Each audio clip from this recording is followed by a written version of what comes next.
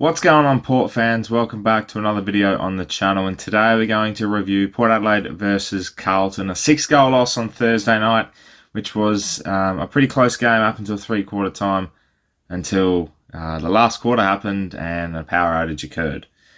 Now, I'm going to be pretty short and sweet with this because I'm very much just jumping straight into the bye. There is just a lot of things at the moment with this club and with this season that are just utterly infuriating. It's frustrating, it's annoying. There's good moments, there's bad moments, there's nothing in between. And Thursday night for me, simply sitting there and hoping and praying. The funny thing is, when we got 3 goals down in the last quarter, even 4 goals down, I was sitting there and going, I have a bit of hope still because of that Hawthorn game. There's that belief. And whilst we did kick a goal to come back and then got back out to 4 or 5 goals, we kicked another goal to come back, and eventually it broke out and we gave up, essentially. It dawned on me, and it dawns on me all the time when we play a top 8 side, that we're just simply playing mid-tier, 5 to 8, middle of the pack, football club that doesn't have a standard to be fully successful in this modern environment. We've gone from making 2 prelims in a row in the early 2000s, 2020s, sorry, to a straight sets exit last year, a shit 2020-22, and a 2024 which is shaping up to be a year which has a lot of question marks. And that same question mark that floats through every single year is, are Port contenders or pretenders? We're portenders, Port tenders. It's miserable. There is no confidence in our fan base. There's no confidence in our group when it comes up against these sides. I know we're pretty much a little bit undermanned and we've got players out of form. We're just exposed when it comes to moments like Thursday night. Going inside 50, there was lackluster. The surprise and the positive performance of Mitch Georgiadis definitely created a bit of hope for our forward line. But for him to kick 4 goals, and Marshall only kicked 1, Dixon had 1 touch for the game, and I'll get onto him in a second. Finlayson kicked 1 when he came on a sub. There's just not enough, and you can't sit here and tell me that we're playing these tools. I don't think the tools work. There should be 2 set tools, and that's it. Soldo, when he went forward, actually looked pretty dangerous. Couldn't kick, but looked dangerous. You can't tell me the structure of this forward line in general is working. You look at every other club, every other successful club. Collingwood won a premiership with 1 tall forward, and all these medium-sized forwards. You look at teams like Brisbane, who have 2 key forwards and the rest are medium to smalls. You look at a team like Carlton, who have the 2 main key forwards and the rest are small forwards. You have a look at, and I'll get onto Carlton in a second, but you have a look at someone like Geelong. They have 2 banging key forwards in Hawkins and Jeremy Cameron, 2 very different. And then, obviously, Henry as well down there. They're versatile players. You look at ours, you've got a leading forward like Marshall, you've got a big Dixon, you've got a Finlayson. They're not imposing figures. Dixon at the contest, yeah, sure, creates the contest. It's great. We love getting the tap down the palms and all of the stuff, and does very well when he hits out in the ruck. But Marshall is just, what's that in the air? Like, Finlayson doesn't provide enough physical presence and just gets frustrated. There's just performances right now from individuals that just don't showcase anywhere near enough potential for us to be even considered in the bracket of a top 4 finish, in a bracket of a premiership contender. We deserve the shit that we're getting from the media and the opposition fans. It's infuriating to go onto Instagram and see Fox Footy post the question. You read the comments and you get involved in the comments by reading every single one. You believe what they're saying. But you're frustrated because you want to protect your club. It's not good enough. It's just not good enough. And I had this same conversation the other week with you guys. The fact that 1 quarter alone could break down a whole game says it all for Port Adelaide. Look, first 3 quarters last night, I look at the 3 different parts of the ground. I thought the first 3 quarters, our defence were really, really good. Solid. Intercept marking, one-on-ones. I thought Alir and Radigalia were very, very good considering Kerno kicked 3. I think Mackay kicked his goal late. He kicked 1 early as well. But we actually were able to manipulate and hold the scoring whilst not being able to score ourselves. But our defence was really good. Just dumb mistakes. Lachie Jones should not be playing AFL football when we come back from the bye, and I can tell you that for free because honestly, it was a putrid performance once again. He has no defensive awareness of his opponent, and he's not a defence-first mentality, and we can't have that in our football club. We can't have that in our team. Lachie Jones cannot play defence at AFL level until he learns these things. It's as simple as that. I think Ryan Burton, congratulations on 150 games, but next week you're not playing either. I don't think... their full match awareness is not all there. Besides the fact that we played really well down back, there's still things to work on.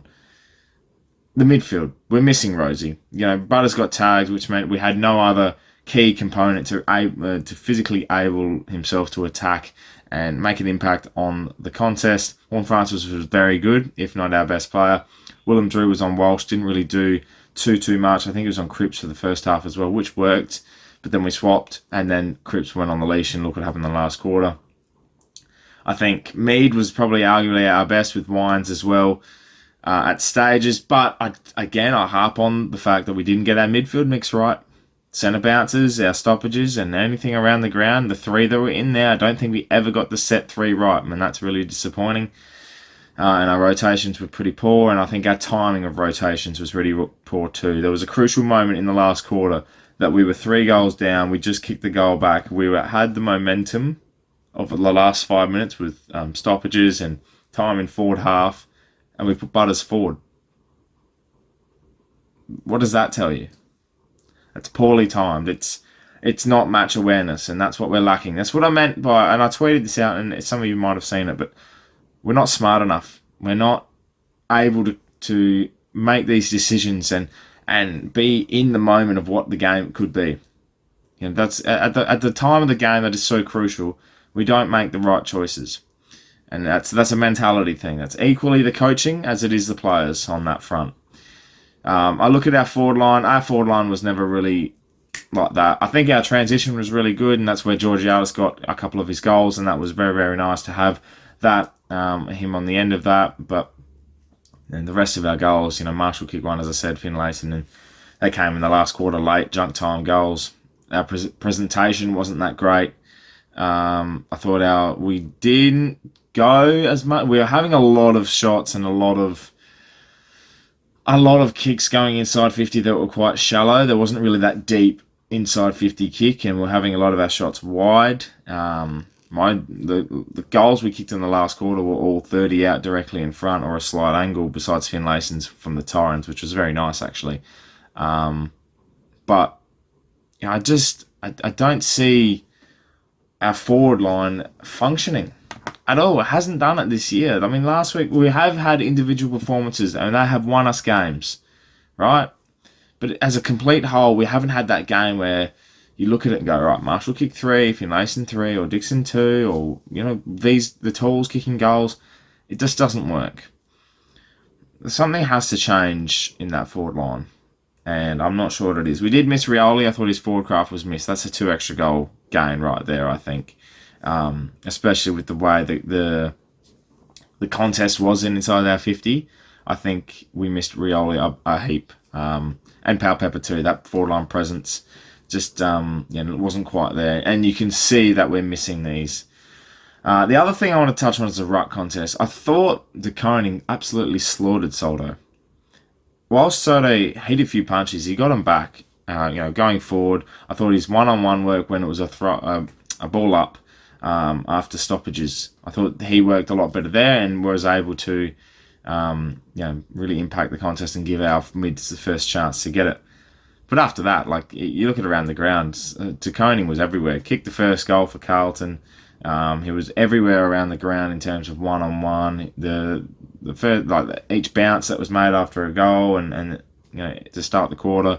He was getting into Soldo, he's jumping, and it's annoying because we brought Soldo in for the fact that we thought we were going to compete with the bigger ruckmen. We're talking the Gorns, the Grundys as such, but there's a little breed called Agile, and that's what DeConing is, and he was able to work Soldo around. While Soldo, and as I said, Soldo wasn't bad. I think that DeConing just played a very, very good game, and at the end of the day, it was part of the difference, because that's what happened in the last quarter. Cripps, Walsh were able to impact the game. And yeah, it's really annoying that we lose to a club. They're so passionate, their fans, Carlton, and you can see that across social media. It's just really annoying that we can't win these big games at home. And that's now Melbourne and Carlton. And the showdown as well. I know it was a away showdown, but I'm going to throw that in there too. So 3 games. The proof is there. So I've sat here for 11 minutes now, not even taken a cut, and just spitballed of exactly how I feel. It's raw emotion. It's the day after. So you're going to sit here and be like, well, what else can I possibly do? You can't do much more as a Port fan. We just have to have a regroup. It is a bye. Think about what we can do for the rest of the year. There is a lot of big games coming up. There is a big potential that we could miss finals. There is also a big potential that we could turn this around and play the footy we want and actually end up impacting this season. It's up to Port Adelaide, the coaching panel, the players and everything that's involved right now to see it this bye, have a few days off, but actually come back with a plan and think what we're going to do. What do you want from this season? Because we can't do much more as fans. We sit here and we're cheering or jeering or angry, frustrated, annoyed. We can't change anything. We're helpless. And as a fan, as a football fan, doesn't matter what club you support, once you start feeling helpless, it's a really bad place to be. So they need to make a change. And I'm putting it on them. The challenge is there. Want to get it right for once? Go after it, Port. Thank you very much for watching, Port fans. I will be putting out a mid-season review next week as I drop my pen, which has just been abused this morning. I'll put out a mid-season review, then take a bit of a break. The glass table will be out as well. But the bye week, I think we just refresh, enjoy some time off from footy, and we come back and hopefully the second half of the year is a lot better. But thank you very much for watching. Thank you for your support. Make sure you subscribe to the channel if you're new for plenty more Port Adelaide and AFL content to come your way. My name's Anthony, and as always, come the pair.